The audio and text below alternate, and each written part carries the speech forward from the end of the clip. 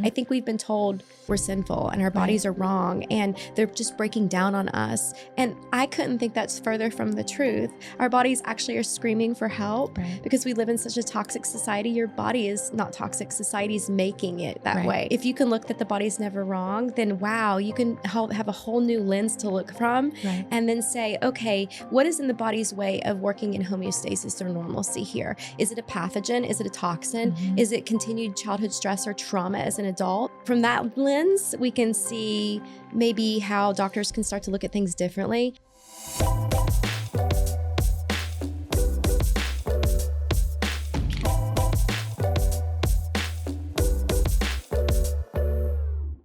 Today on the Vibrant Wellness Podcast, we're joined by one of the most recognized voices in integrative medicine, Dr. Jess Peatross. Dr. Jess is a former board-certified internal medicine physician who took a bold turn in her career after realizing the limitations of conventional medicine. She's now a global educator, speaker, and founder of the Wellness Plus platform, where she empowers both patients and practitioners to uncover and treat the root causes of illness, from mold toxicity and stealth infections to hormonal imbalances and chronic inflammation. Dr. Jess bridges cutting-edge science with practical, holistic solutions, helping people not just get well, but stay well. Welcome. Thank you so much for joining us today, Dr. Jess. Thanks for having me, Dr. Alex. It's my honor. Yeah, we're excited to hear your story. So why don't you start by sharing with us your story? Because it's very compelling. I know that you trained in conventional medicine and probably went through your own health crisis, probably more than once. Yes. And learned some things along the way, like a lot of us who are in the space. So can you share your journey? Yeah, I've had a wild ride. We don't learn when things are happy and easy. We learn when things are painful and hard. And I learned a lot. Yeah. So yes, I started out as a conventional medical doctor. I was board certified in internal medicine. And what that meant for me was I decided to be a hospitalist, which just for everyone listening, that means kind of the quarterback of the team in the hospital. So I would admit and discharge patients and consult specialists as needed along the way. And I did that for almost 7 years. Yeah. And then I started to see cracks in the system.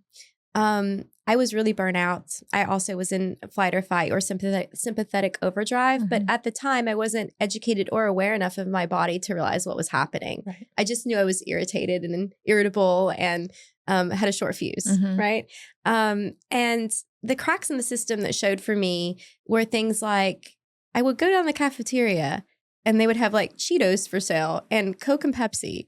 And then I would say, why are we feeding factory farm meat and processed dairy to cancer patients? Why is Jell-O on the clear liquid diet? Right. Like none of it made sense with all of its to me. dyes. Yeah. It's like, this is not health.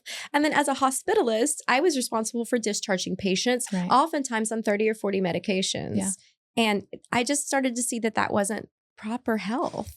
And so one day they got mad at me because I wrote in the chart that a patient had been on a proton pump inhibitor called Parasite. This is an acid blocker for the stomach for 8 years. And the package insert said 6 months to 1 year. Right. And the primary care doctor who put them on that outside of the hospital called my lead hospitals to complain about me and said she's a liability. And I said, actually, that primary care doctor is a liability and I quit. And I made a really rash jump that I probably wouldn't have done it had I been a little more educated because I made a fourth of what I used to make in the hospital. Right. Because, the system is set up for conventional medical doctors, your malpractice, your insurance, everything is covered. Yep. And then I had to learn how to be a businesswoman outside of that without one business class. So trial by fire. I started shadowing naturopaths and integrative medical doctors, learned all about herbs and everything. And then finally realized I was also in adrenal burnout. And I started to gain weight, started to have mood disorders, and really that journey for me back to myself was what I now give to patients. Yeah. And I know how they feel in a very toxic society, which is not set up for healing. Yeah. So my story is wild. And there's more to it. I'm sure we'll get to it. Yeah. Yeah. It's interesting. When you're talking about Cheetos and Jell-O, I mean, I remember being a resident and I've told this story before, but I was pregnant with my first child. I was a resident and I was eating Cheetos and M&Ms and coffee to get through my call nights. And I mean, I developed preeclampsia on call. And, oh my, it's like you're working 80 hours a week, you're Q3 and the stress is really high. You're burned out. You're trying to do your best. it's hard. It's hard. That's so hard. And wait, you ate Cheetos and M&Ms? All I got were like those little milk cartons with the graham crackers and peanut butter. Yeah. You know what I'm talking about. We all have that. But the doctor's lounge, the breakfast buffet. Oh, yeah. Yeah. Yeah. I mean, it is hospital food, unfortunately. Maybe it's changing now, but in the early 2000s was not very good. All of the hospitals should have a garden Agreed. on the top of the roof. Like if we were smart and really wanted to take care of people and it wasn't a business, that's what we would be doing. I remember talking about that in my residency to our staff, and they'd just be like, "You are that weird girl." Just blank stares. Okay. All right. Let's just discharge them all and they can go to their food deserts. Mm-hmm. But we'll see them in a week later in the ER again. Yeah. Mm-hmm. Well, tell us a little bit about how you kind of figured out the connection between, stealth infections and toxic, exposures and how that can impact health. When I worked at Whitaker Wellness, which is the first place I worked after I left the hospital in California, and Dr. Julian Whitaker was kind of this renegade MD. He sued Medicaid when they accused him of proper billing, and he won. Wow. And then he didn't take Medicaid anymore. He was reversing diabetes and heart disease in the 80s and 90s before anyone knew about that. I mean, he looks like a quack to everyone else, right? But I learned everything from him. He was my mentor. And when I worked in his office, there was a patient that came in with tachycardia, high heart rate, severe anxiety, severe insomnia. And I just thought it was his thyroid. Right. And I missed it. You thought they were hyperthyroid? Yes. I thought it was just thyroid dysfunction in general, which he had a little bit of that, but it couldn't account for the severity of a lot of his symptoms. Yeah. And so I got a second opinion from Dr. Mark Philaday, who is now a mold and Lyme doctor. And he worked at Whitaker Wellness with me. And he found Lyme. And I never missed it again after that. Wow. It would burned in my brain that I hadn't done a service for this patient. Right. And so I thought, I'm never going to miss this again. And I started to research Lyme at that point, and say, oh, wow, it's the great mimicker.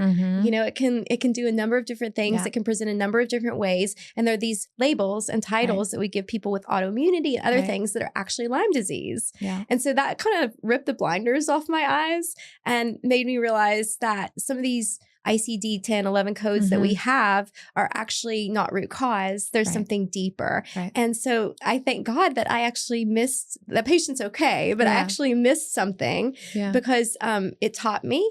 Again, I don't learn when things are happy. I learn when things are painful. So, now I take the approach that I want to ask why until I can't ask why anymore. Yeah. Why do you have insomnia? Right. Why do you have high blood pressure? Right. Why do you have these mood disorders? Yeah. And usually it leads back to something that I wasn't taught about in school. For sure. Yeah. So that's how I sort of leaned into stealth infections, to be honest. So when you think about all of the different stealth infections that affect people, and I think, that can be Lyme through spirochete illnesses or co-infections, that can be viral infections that are hidden, can be hidden gut infections, can be hidden mycotoxins. How do you kind of categorize them for the clinicians that are listening to this podcast and are maybe just starting to get into the space, because it's so overwhelming and it's so much to learn and there's not necessarily one place to go and learn all of it. And it can be contentious sometimes when you're trying to help patients and other clinicians don't think that, is a part of their, diagnostic. It's hard, it's almost like we've been trained in the proper way with anatomy, physiology, all the different background that we learned. It can really serve you. Yeah. But it's like we were looking at the body and medicine through the wrong lenses, like the wrong goggles, right? And so it's just a slight perspective change. So for Lyme disease, for example, the main 3 symptoms I see in most people are brain fog, fatigue, and migrating joint pains. And when you look at someone with rheumatoid arthritis or lupus, oftentimes those are the things they're complaining of as well. Right. So it's sort of like, instead of looking at labels that we've given diseases, look at symptomatology, and then go deeper. the body is never wrong. And that's the first perspective change that people have to have, in my opinion. I think we've been told we're sinful and our bodies are wrong and they're just breaking down on us. And I couldn't think that's further from the truth. Our bodies actually are screaming for help because we live in such a toxic society. Your body is not toxic. Society is making it that way. And if you can look that the body's never wrong, then wow, you can have a whole new lens to look from and then say, okay, what is in the body's way of working in homeostasis or normalcy here? Is it a pathogen? Is it a toxin? Is it continued childhood stress or trauma as an adult? Usually it's one of those things, right? And so from that lens, we can see maybe how doctors can start to look at things differently. But you said it, there's not one place to learn all this. And that's the true issue is I have having plethora of doctors come to me right now wanting to learn. I'm sure you do too. And I don't know where to send them. Yeah, there's not one place that houses all this information. You really have to seek it out if you're a clinician and you're wanting to learn. And it's hard if you're a physician and you have either a business or you're still working in the system, you know, to learn all these things. It takes years, it takes decades. It sure does. And, you know, I trained in, Gerson therapy, really ripped the blinders off my eyes. I don't practice that anymore, but man, that was really important for me in my career in the beginning 10 years ago. And then ozone therapy, Institute of Functional Medicine is a great place for doctors to get started, in my opinion. Agree. Like if anyone's listening, they have all kinds of courses online. You go at your own pace. It's really helpful just to get that perspective. But I did a little of all of that. And then really and honestly, at some point, you have to be brave enough just to do it because where you're really going to learn is experience. My best teachers are my patients. 100%. Yeah, that's true. And then you research and you try and figure it out for them. You have to be proactive. You still have to have that hunger to want to know and understand that you don't know everything as a physician. And that is where all this blooms from. Yeah, I've spoken with a lot of docs recently, and I think that something that everyone's echoing is that, the more that you learn in your career, the more you realize you don't know. And it's very humbling, but I also think that, that's very hopeful as well, right? Because there's things that we're going to continue to learn. Well, you just said to me that you're very wise. That's what I heard. Oh, yeah. Sweet. Well, okay. So tell us about Kill Bind Sweat. Yeah. So Kill Bind Sweat was created probably 6 years ago now. And I literally just put on a whim and hashtagged on my stories or something, Kill Bind Sweat. And it took off. And there's a number of reasons for that. I think, first of all, I sound like an S&M doctor and people are like, what the heck is this doctor talking about? Second off, it's pretty affordable and practical and everyone can understand it, which is a big deal. So Kill Bind Sweat. Let me preface this by saying that back then I didn't fully understand drainage and nervous system work. So now these become before Kill Bind Sweat. It's like the last step for me now. So Kill is I never use antibiotics or anything pharmaceutical. I always do it holistic. So herbal antimicrobials, waiting 30 minutes to an hour and taking a binder of your choice. I really like the fulvic and humic acid binders the best. And then getting in a sauna or doing a workout if you're blessed enough to move your body in the sun. Or, hot yoga, it's great. A hot bath, if you can't do anything else, is awesome too. But sweating is not just a way to cool us down. It's a way to release things like toxins and plastics and heavy metals too. And so your body does this thing when it knows it's killing something off and then binding things up like a sponge. Binders act like a sponge to soak things up that you're killing off or releasing byproducts from pathogens or recirculating toxins. And then sweating it out, your body starts to sweat sooner. It's so smart. It's almost like, oh, we're doing this. There's a binder. I better increase my metabolism. I've noticed that I will start sweating sooner in a sauna with a binder in me, actually. That's interesting. Yeah. And there were a lot of interesting studies after 9/11 using infrared sauna, actually quantifying the toxins that came out of the first responders. Oh, I can't wait to look at those studies now. You just put me onto something. Yeah. Okay. So it's interesting. So I think that, it's a very useful tool. It is. Yeah. I think everyone should be able to sweat within 10 to 15 minutes in a sauna. And if you don't, it's kind of a yellow flag for me that your body is contracted and holding on to things. I know a lot of people say, I just glisten or I get so red in the sauna and feel like I'm going to pass out and I never break a sweat. And that's an issue with the mitochondria because mitochondria are the powerhouses of the cell and they make ATP, which equal energy, which equal heat. So that's right. Very important. So now that you're 6 years post kind of creating Kill Bind Sweat. So what are the other things that you've realized are really useful in helping prime people or getting people? And I think the other thing to consider and to say to the audience too is that a lot of stealth infections, toxic exposures, while they're caused by different entities, the physiological response tends to be similar. Oh, yeah. That's a good point, actually. Yeah. That's a really important point. Yeah, a lot of pathogens can't stand the heat, right? So that will kill a lot of pathogens except for spore-based ones like Clostridium, for example. So yeah, first of all, let me apologize to my former patients that I didn't realize this before and threw them into a Kill Bind Sweat without knowing. I learned again by trial by fire with this. So, now, to just be nice to people, you can't just go killing things off and binding things up if people's drainage isn't open. Now, what's drainage? Drainage are natural emunctories or pathways with our body gets rid of toxins or things. The reason you guys have bowel movements is so you can release toxins. That's the reason we poop. The reason you sweat is to cool you down, but also to release things. Things hide in the bile. They hide in the liver, even in women's cycles, actually. And so I try my best now and it was a journey for me. I realized when patients started feeling like they had the flu and they were sick when I started detoxing them, thought there has to be a nicer way to do this. And then I learned about drainage and I thought, okay, if I'm killing things off and binding things up, they have to be able to be released from the body. And if not, your body's going to recirculate them and you're going to feel awful. We're not going to be friends anymore. So that was a hard one for me to learn. And then recently, within the last year or two, because of my own journey, I've realized nervous system work is super important, even before drainage. And now, why is that? Well, you guys, if you're constipated, you'll be the first to know that that means you're in flight or fight, you're not making stomach acid. The vagus nerve, which is the heralding nerve of the nervous system, it starts in the back of the brain at the medulla oblongata. There's one on each side, runs all the way down. And on the way down, it sends little nerve branches or sings love songs to your different organs on the way down. And if it's rattled and you've been scared or traumatized in your life, or if you've gone on fumes for the last few years in your life, your vagus nerve, I can almost guarantee, isn't the right tone or strength. And when that happens, it doesn't make stomach acid. That's its job, is when it talks to the body, is to make stomach acid or gastric secretions. Without stomach acid, a pH of 2 or 3, your food sits in your gut like an anvil. It doesn't break down and be disintegrated to go forward in peristalsis.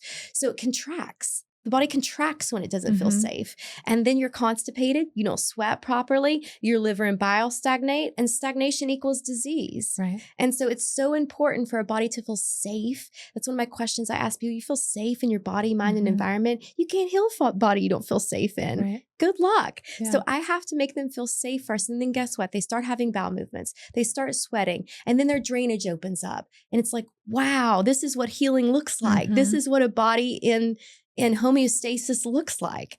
But that's the hardest part, nervous system regulation. Because think about how hard it is to change me. I'm asking other people to change. Super hard. What are your favorite techniques or tools to help people in that journey, in the nervous system support journey? It's so hard because I really look at each person bio-individually. And I usually try and give them a choice, because if you give them a choice, they're more often compliant. And so I have a number of things I do. I really like Primal Trust by Dr. Kathleen King. She was bedbound because of her nervous system. So she alchemized that whole thing. And I really respect her for that. I also love Dr. Gupta's program. I love DNRS, or Dynamic Neural Retraining System. And then I love things like vagal nerve stimulators, like the pulsetto, any sort of vibration on here where the carotid sheath is, where the vagus nerve runs down, even on the sternum. I love them all. Love them. Yeah. I love somatic work. Man, just putting on the radio and dancing in the morning. Right. If you're really heady, intellectual, it's like about getting out of your brain and back into your body. And it sounds stupid, but if you guys would just get up and be like, how am I feeling today? How's my body feel? Man, I have gallbladder issues. How's my gallbladder feel today? How's the pain in my body? People get up and they just think and distract and dissociate. And that's part of the issue, is we're so afraid of feeling our feels. So it's about doing that. And so if I look at a patient and I speak to them, I try really hard to give them a program that I think they will slightly enjoy, or it won't be too overwhelming for a nervous system. I can't tell you the exact answer. It's very bio-individual for me. I think there's some great tools. I know Pulsetto's great and Sensate's great. Yes. I was speaking with with Dr. Jeffrey Gladden recently, and he loves Brain Tap. Oh, I have one. Yeah. I love Brain Tap. I love the AMP coil. I love PEMF mats. I love all of that. All of that can be so helpful. There's a lot of levers to pull just within that space. Yes. But I do think that work is also really important. It's the most important. In fact, I think all chronic disease spirals out from the nervous system, actually. It controls so much. There's just not a pill to fix that. I know. And when we're amped up in this 24/7 cycle, it's very unnatural. Yeah, everything changes. I mean, you're talking about neuropeptides, neurotransmitters, hormones, your entire circadian rhythm, even the prosody of your voice, the sexual responses, the pupillary dilation. Everything changes when you're in flight, fight, or freeze, which is the worst one to be in. Yeah. And I think there's probably a lot more people that are in freeze than they realize. I think it's the majority of my patients, actually. I mean, I tell people, they'll think, what does freeze look like, or functional freeze? So freeze, and especially functional, means that you can still go about your day. You're still going to work. You're still taking care of your kids, whatever it is. But if anything in your day happens out of the ordinary and it rattles you like it's a shock, you really can't handle it. You may finish your day, but then you come home and you cocoon in your safe space on your couch with your blankie, and maybe you watch a Netflix marathon and eat your feelings and dissociate, doom scroll. Right? That's what functional freeze looks like. And I have been so guilty of that in my life. I'm not judging anyone. I have been there. I weighed 30 pounds more. I was miserable. I cried every morning. I had doomsday thoughts when I got up. I loved watching, dare I say, marathons of Love Island because I was so upset. I was like, let me just watch stuff about love, fake love. But, and I ate bags of non-GMO popcorn. So I understand how people feel when they're really don't feel safe. Yeah. It's hard. And it's hard to pull yourself out of that and remember who the old version of you was. Right. And then you add into that perimenopause and all of the exposures.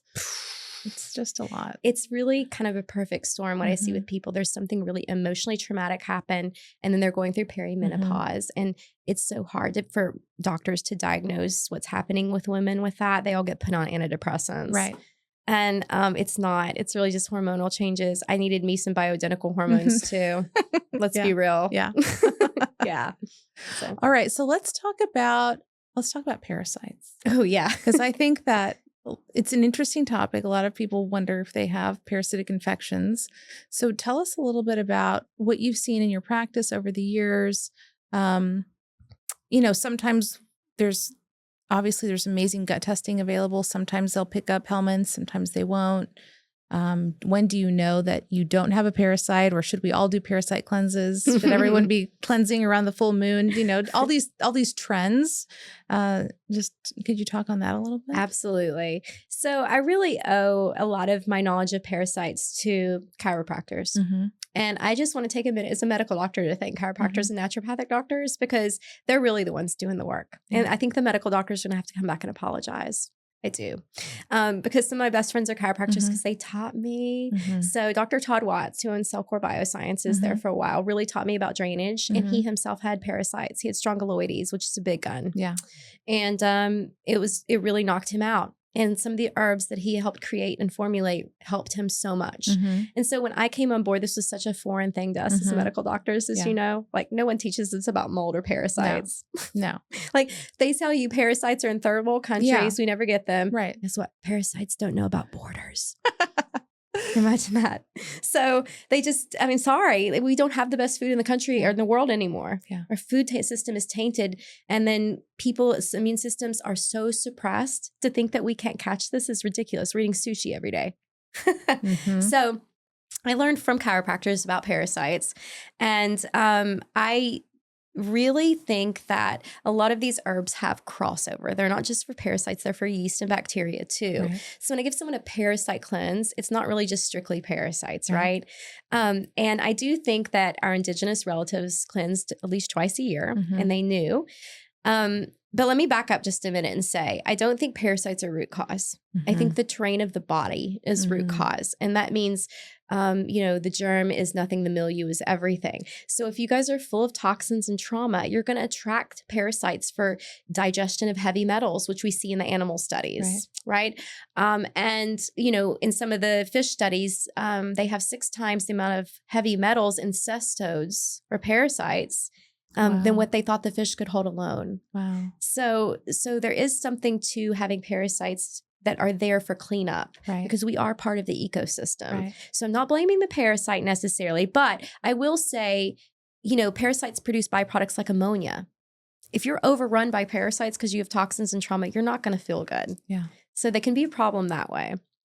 I do start all of my patients that come through on a parasite cleanse. And part of that is what I just said. We know they hold heavy metals. Right. We know in some of the studies, strongyloides carry things like retroviruses and Leishmania has like HTLV virus. So these are retroviruses that interplay with the parasites. And what they show is that people have a more severe parasitic infection if there's a concurrent virus there too. So they're like frenemies in the toxin bucket, right? And so if I'm pulling parasites with people, I'm pulling heavy metals. I'm pulling other frenemies in the biofilms that are working with the parasites. So I do usually start off with that with people, but remember the herbs have crossover. Right. And parasites carry more than just parasites. Right. So that's what I think about them. They're not root cause. They can be a problem. They pull other things, right? Very important to know all these things. Yeah. So then when you're doing that parasite cleanse, you're actually kind of working smarter, not harder. Yes. You're stacking things together. Yes. And parasite cleanses are the last step for me. First nervous system work, drainage, then finally a detox with parasites. And I'll usually tailor that to other detoxes if needed too. Yeah. So when you're testing patients, are you looking for everything at once? Do you, check for Lyme and check for mycotoxins and check for parasitic infections and check for hidden viruses as well? Great question. So every patient that comes through my clinic, my virtual clinic, gets a total tox test from Vibrant Labs. That's my favorite test out there. Absolutely, that knocks it out of the ballpark. Yeah. And that test for heavy metals, pesticides, plastics, phthalates, things like that, and mycotoxins. Now, I also use the gut zoomer a lot too, but the gut zoomer only tests for a handful of parasites, and there are thousands. Yeah. So oftentimes I'll match that up with symptomatology. Okay. And I do the same thing with mold. I'll check for it in the body, and then I have them get an ERMI test in the house to match up what's in the body and see if it's a current exposure in the house or a past exposure. Right. So very important to do this for mold. And parasites, I go with symptomatology, as I mentioned. So there's very unique symptoms that come with parasites. Things like bruxism or teeth grinding at night because the parasites are nocturnal. Okay. So they wake up around 7 p.m., elicit some sugar cravings sometimes for people. And then when people go to sleep, especially if it's around the full moon, when parasites reproduce, their life cycles are around the full moons. It's a stress on the body when they're moving around. Have had a party in your body. Right. So people clench. And actually kind of grind their teeth down. Sometimes they'll have TMJ, clicking jaws. That's one symptom. Another one is, I mentioned around the full moons, they'll be amped up with like energy sometimes or anxiety, more insomnia. They'll have digestive issues, of course, but let's be real, parasites don't just live in the digestive system. Yeah. They live in the bile ducts and the liver. They move around in the lymph sometimes. They have full life cycles in humans. Sorry, guys. I know that's gross. Another gross one is intermittent rectal itching. Yeah. Definitely that, especially with pinworms, yeast, and other things, right? Yeah. They often will have vision issues. Sleep apnea can be elicited sometimes by parasites by causing miscommunication between the brain and the lungs to breathe. They also can live in the sinus cavities here as well, just like mold. And dairy sensitivity because of the high levels of inflammation within the body if there's a parasite load. Yeah. So some of those symptoms I'll match up, even if a test is negative. Yeah. So, and that lets me know what's going on with people. And then do you treat specifically, or is, I guess, the cocktail of things that you use to treat kind of takes care of all parasites?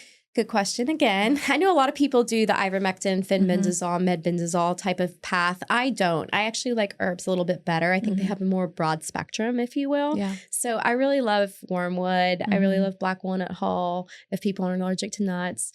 Cloves, garlic, pau d'arco, uva ursi. A lot of these herbs have specific action in like kidneys or liver and things like that. And I really see a big difference with that. I have my favorites. I also really love mimosa pudica seed, which is a sticky seed from India that kind of grabs things. Yeah. And people will literally think worms are coming out of them. They'll send me, I don't have anyone slide into my DMs. I have parasite poop pictures. That's what I was going to ask you. Do you see some weird pictures? Oh my gosh. You wouldn't believe what I see. I can't even tell you guys on here. You'll be so grossed out. But it's literally mimosa pudica has this tendency to pull biofilms out and mucoid plaques. And so that's actually what they're seeing. Because some of these people have actually taken it to a parasitologist and been like, tell me what kind of parasite this is. They're like, it's not a parasite. Yeah. So it's the ropeworms, right? Ropeworms, exactly, which are quite controversial. Quite controversial. But people will tell me time and time again, I thought I was going to die. I started sweating. I started having severe nausea. I thought I was going to pass out. And then I went and had a bowel movement and this huge stringy thing came out and now I feel like $1 million.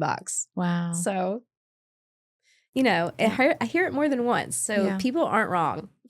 Yeah, no, it's fascinating. And I think in other countries, people, do parasite cleanses, at least once or twice a year. If you tell this to people from South America, they'll be like, yeah, duh. Yeah. Like, of course, we do this all the time. It's like second nature to them. And doesn't our own government have everyone take ivermectin when they first arrive? Oh, do they? I think so. Oh my gosh. I think 1 dose. Yeah. I did not know that. Interesting. Yeah, that's what I mean. It's like they're so used to saying, oh, you've been in a different country, you probably have a parasite. Yeah. But it's very common in the US too. I mean, everyone that I know, I can tell you friends of mine, people close to me that have had parasites for sure. And now they're better and all their symptoms are gone. Yeah. So even if you don't believe in parasites, you don't believe what I'm saying, you should see some of these people that were bedbound to walking now. So we're doing something correctly. Yeah. It's interesting. Well, my family has horses and it's like they get parasites. We have to deworm them like every other month. Right. And you look at the animal studies, they give binders, mycotoxin binders to animals in the farms because they know that the hay and the feed gets moldy, the grains get moldy. Right. They know about zearalenone, which is a mold from Fusarium. Yeah. They know that the piglets are born with enlarged labias because they have a hyperestrogenic syndrome from zearalenone, which mimics estrogen. It binds the estrogen receptors and causes a cascade of aberrant hormones. They know this in animals. They make mycotoxin binders. I've shown full videos in my lectures about this, but us as humans are different. Right. We eat those grains too. Right. Right. It's like there's a disconnect here somehow. Yeah. In all this. Definitely. Yeah. It's interesting when, and I've shared it before, but I've had such interesting cases with patients where, they definitely don't think that their houses are moldy even because it's new construction, but there's so much construction, defect issues. And then they move out of the environment, they feel better.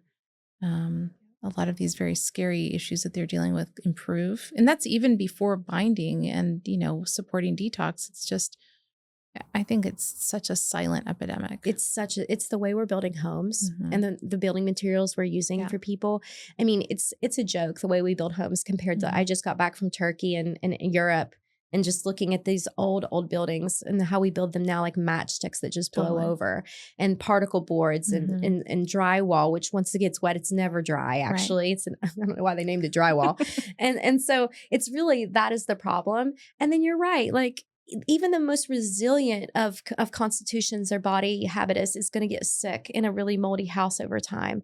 And the number one rule of environmental medicine is avoidance. Right. So you get them out of it. So many people get better. There is a handful that need extra help on top of that. Yeah. But the majority of people, they get out of the home and they learn really fast what happened to them. Yeah. And I think it's hard when you don't, in our country, people don't vacation much, so they don't leave home that much. A lot of us work from home.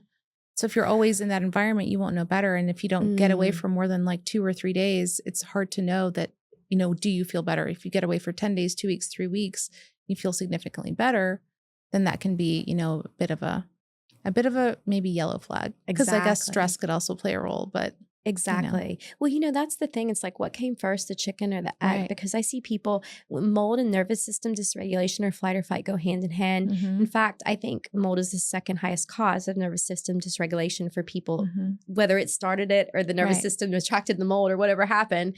But yeah, it's very hard to tell what caused what with that. And both of those are a problem in that situation. Yeah. So, and in your practice, are you seeing a lot of histamine issues, MCAS? I feel like that's kind of rising or surging right now. I don't know if that's just trending, or I'm seeing more and more patients with it myself. But can you speak on that? Same.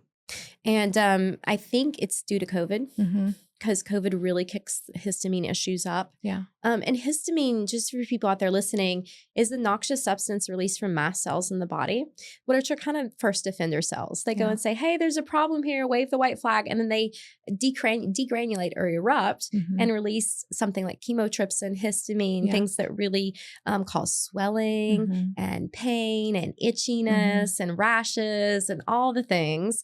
And so I see a huge rise in this recently, unfortunately. And nervous system dysregulation is the number one cause of that, in my opinion. Yeah. Yes, your thoughts can release neurotransmitters and cortisol. Yes, feeling unsafe. If your body feels unsafe, it's going to release histamine every time because it's trying to protect you. So, and then if you're in mold, I mean, I'm talking people will gain so much weight just from the puffiness of histamine release constantly. Yeah. So there's a number of reasons. It's kind of a catch-all. The histamine isn't root cause. It's kind of the signal, the smoke signals that show you there is something going on within the body, right? Yeah. And how do you help people? Obviously you're doing nervous system work, you're doing kill, bind, sweat, you're doing detox support. Are you doing anything else to support histamine, just even in the short term, or for all these people with MCAS issues or with, MCAS gut issues? Absolutely. Actually, cromolyn sulfate is one of the few prescriptions I still call in for that reason. I also really like liposomal GABA with L-theanine. I love that because glutamate is the hyperexcitatory neurotransmitter. GABA is the calming one. And people who have histamine almost are always pushed over to that glutamate side. So if they can tolerate GABA and L-theanine, it's a great way to, it's kind of like a holistic Xanax, if you will. And then also minerals. If people don't have too much of an estrogen problem, I'll give them high dose minerals, including copper. If they have high estrogen, you have to be careful with copper, as copper follows estrogen. It can potentiate more estrogen. But minerals in general will ground the nervous system. They will help histamine problems because the nerves need a proper potential or charge to fire properly. And so that's the nervous system. So minerals are act as cofactors and they can drive a lot of metals out too via ionic mimicry. So I usually start baseline with people with histamine issues. Something like vitamin C, stinging nettles, bromelain, quercetin, maybe DAO enzyme.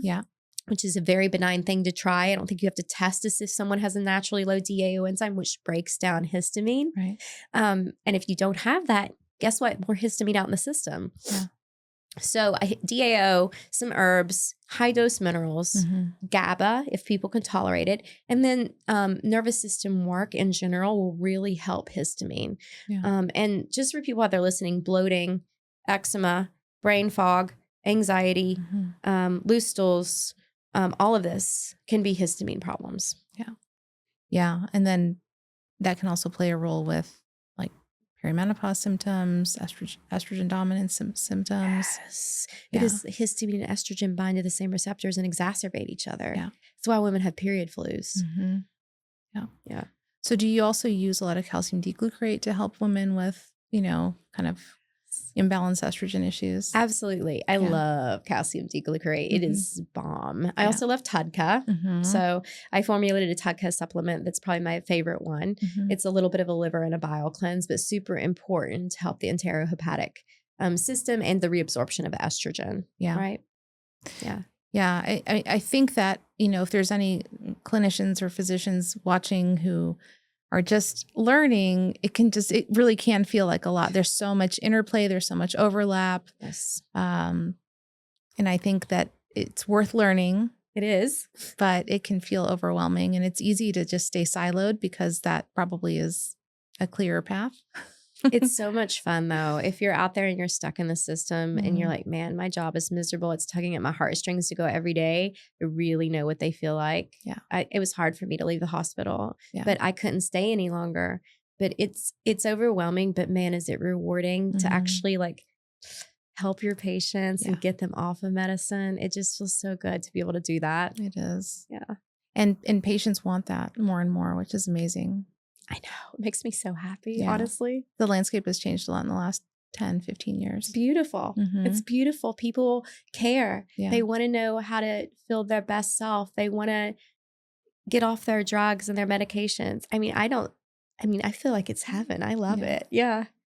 So for, I guess, our audience who are people who maybe don't feel well, who are, your health warriors who are trying to figure things out. Yes. And they, have a lot of these insidious symptoms. What would you recognize, or what would you recommend their first steps be? So it's hard to do it yourself. It's really hard. I mean, I have a platform to do it yourself called Wellness Plus, but it's not for everyone. Yeah. People really feel like they need a guide for their specific situations, but I want to just give people kind of the framework that I go with everyone with. Yeah. So then you can find a practitioner that kind of matches with that, or you can do your own investigative work. So I've already mentioned it before. Nervous system. Do you feel safe in your body and your mind and your environment? Now, some people come to me, they're cool, calm, as collected as a cucumber online. And then I say, your mind is really silent. How does your body feel? Oh no, my body doesn't feel safe. I'm cool up here. Yeah. My body doesn't feel safe. That's so many people. So we have to fix that first. Whatever ways we mentioned here that work for you. Second is making sure you can poop, you can sweat, your liver and bile are moving, your cycles are somewhat regulated, your sleep is decent. Really important. And then the detox. So that is the framework I take every person through. I don't care if you have lupus or osteoarthritis or whatever chronic health condition it is. Everyone goes through those same steps. Yeah. It's just what I use, how long I do it for, and how long I tailor it for is going to be a little different based on each person's problem. Yeah. So I would say find a practitioner that understands the body is never wrong and understands about prepping the body before going straight into a detox and understands how herbs work and tries to do most things integratively. Yeah. And the biggest thing for me is please don't find someone who practices green pharmacy because if you have someone on more than 6 to 8 things, which I never put them on more than 6 to 8 things, you're really just spot treating things in the lab, which is what we did in conventional medicine. Right. And it doesn't work as well. Yeah. We've never had a study that showed what a patient's body does on more than 5 things at once, medications or herbs. So I try to adhere to that standard for people. If you really are a good practitioner, you don't need more than 6 to 8 things at once. Yeah. So you'll phase it. Correct. And they start things one by one and they go real slow. So if there's a problem, I know exactly what's doing it. Yeah. And in your practice, are you starting to use any of the longevity tools? Are you using peptides? That's becoming very, very buzzy right now. So very buzzy. Yeah. Very buzzy. What are your thoughts? I like peptides. I've learned a lot from Dr. Tina Moore. I've learned a lot from her. And I would not say I'm a peptide expert. That's just not where my interest lies as much. Yeah. Do I think they're necessary? No. Yeah. Do I think they are a great adjuvant? Sure. Yeah, right. For some people, sure. Right. And if they come to me on peptides, I go with it. Yeah. I work with them. Yeah. I myself have used BPC. Yeah. I've used melanotan. Yeah. I love it. It's great. Do I think it's the magic bullet for everyone? Heck no. I've got people that come to me, they're already on like one of the GLP-1s already, and they ask me about it. And I'm not against it if it's microdosing. I think it really helps with brain and gut inflammation for people. It really helps some people with autoimmunity. So I don't judge. Right. But I also see people who are on heftier doses of GLP-1s and they've gained weight. Right. It's not the magic bullet for everyone. And I would rather try other tools in my toolbox than go straight there every time. Yeah. Right? Find the root of the root. Yeah, exactly. Yeah. So no, I'm not against them. I think they're really buzzy. They're really trendy. And they can help. Yeah. They're good adjuncts. Yeah. For sure. Yeah. Yeah. That's interesting. Yeah. It's interesting, kind of the convergence of integrative medicine, functional medicine, now longevity medicine. It's all kind of in a way merging or at least interacting. But I think that what's hopeful about it is that we have more tools, way more than we had, 2 decades ago. Yes. And, as far as longevity medicine goes, I still try and do everything holistically. Yeah. And I look more at the mitochondria. Yeah. Like if I want to talk about anti-aging, prolonging life, energy, all that stuff. I go straight to the mitochondria. Yeah. And are you quantifying that through oat tests or other specific testing? How do you look at mitochondria? Or do you just do it through symptoms? I usually do it through symptoms, but I could do oat tests as well to look and just see. I don't think there's a great test to look at mitochondria yet. They all have drawbacks. Right. And we're doing the best we can, right?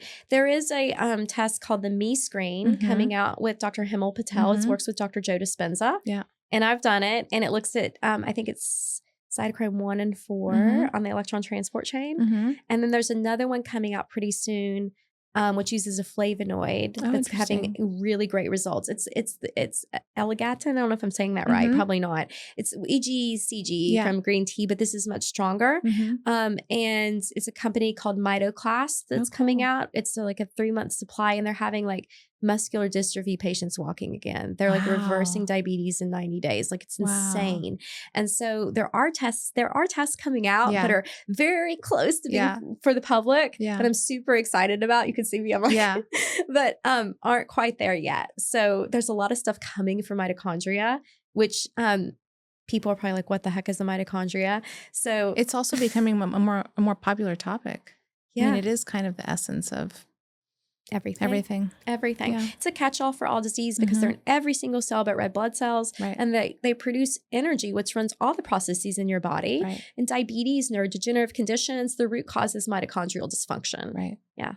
So I know the future is bright for sure. Yes. Okay. So if you're a doctor and you're listening to this podcast and you want to start learning. Where do you think people should start? I know you said Institute of Functional Medicine. But where else? Where else can people get educated on these topics like Lyme and mold and, stealth infections? It's really hard. It's really hard. There are a lot of like breakout courses and things people can take. I'll tell you, a lot of people are mad about all the health coaches and things. They feel like they're stepping over boundaries right now and practicing medicine. But some of the health coaching programs are a leg up on everyone else. Like Functional Diagnostic Nutrition, FDN, really teaches some things doctors don't know yet. So some of those courses can be good. There's a lot of things in the Lyme community, mold community that people are teaching. I think Vibrant has some education too, don't they? Yeah. What are you guys doing? Yeah. So with the Total Tox Screen, there's a whole education course around that. You guys do have the conference. Well, we have the longevity conference. Conference. We have longevity conference. Which I think people can learn a lot at that, actually. To be honest, going to conferences is a great place to learn. I mean, right now, that's probably the best place for physicians. I learned so much at conferences. Like they taught me so well. I mean, I attend a lot. So if you're privileged enough to have time off to go, I would suggest really mixing work with pleasure and going and learning at these conferences. It's super fun and it's collaborative. And sometimes if you can't leave, you can even do virtual where you get the videos as well. It's not as fun. And I think you actually learn more in person, but it's nice to have that info. I do that too. So, conferences I can't attend, I'll try and get a virtual attendance, and then I can watch the videos and just rewind them and capture that information. Yeah, there's a lot of integrative environmental medicine courses and societies now, and it just takes a little Google search and research on the practitioner's part, and it's a plethora of things that just aren't publicized all the time. But really and now I think about it, going to conferences is probably the best education I've gotten. Yeah, Vibrant also has the LMS system where they're teaching clinicians how to interpret each test and how to use them in practice. So that's one way as well. I'm gonna get on that too. I can use that in my clinic. We are hiring a couple medical doctors who are shadowing us every day. So that would be really good for them. And if you're a medical doctor out there wanting to learn, welcome to the light side. We'll give you a big hug. We'll help you figure it out. I'm so glad we're here. It's totally worth it. Totally worth it. Yeah. All right. Well, Dr. Jess, will you tell us how people can learn about you, how they can follow you, where they can learn about your platform and become their own best doctor? Oh, I love. You just slid that in there. I love it. So absolutely. I always say there are hierarchies to this. So if you want some free education, you don't want to pay anything. I'm really active on social media, Dr.Jess.MD on Instagram, Dr. Jessica Peatross on YouTube. I have a Facebook as well. And I put out a lot of just free information for you to learn, especially if you're a practitioner. If you want to go a little deeper, I have a do-it-yourself platform called Wellness Plus, which teaches my protocol of nervous system system, drainage, detox. And so that's a great place too. It's also for the layperson, but practitioners can use it as well, and they do. And then finally, I have a virtual clinic, Dr. Jess Clinic, where I see the sickest of the sick mystery people who I really enjoy helping. And you can check that out at drjess.health. I have a whole team, so you don't have to wait on me. I'm booked till February, but you can see some of my practitioners I've trained. And do you have a supplement line? I do. Thank you for bringing that up. Our two newest inventions are Calm AF and Clear AF, and AF stands for ageist formulas, you guys. But Clear AF actually has GMI, so Ganodermin immunomodulatory protein, and vitamin D3 in it, 8,000 units. And so that has been shown in published studies, and it's a trademarked ingredient to calm down histamine and allergic symptoms. That's fascinating. Right? And then Calm AF is two ingredients, Zenbrin and Zenamite, which are from canna and mango leaf. And those help to calm a heightened nervous system. So obviously I'm super hyperexcitable. That's really great for me before bedtime. It doesn't make you sleepy. It just kind of puts you in a Zen state. That's amazing. So, yeah, I love that they're dissolvable. Yeah, and they taste pretty good. Like kids like them and will come back and ask for them. So if you're someone that can't swallow pills or really hates pills, this is right up your alley. That is really exciting. It is exciting. I have a great team. I really do. Wow. So, well, thanks so much for joining us today. It was absolutely my pleasure. Thank you for having me. Yeah. If you're ready to take control of your own health, visit vibrantwellness.com to learn how advanced integrative lab testing can uncover your root causes and guide your path to vitality. Follow us on Instagram at Vibrant Labs, and be sure to like and subscribe to the Vibrant Wellness Podcast for more conversations with leading voices in health, longevity, and personalized medicine.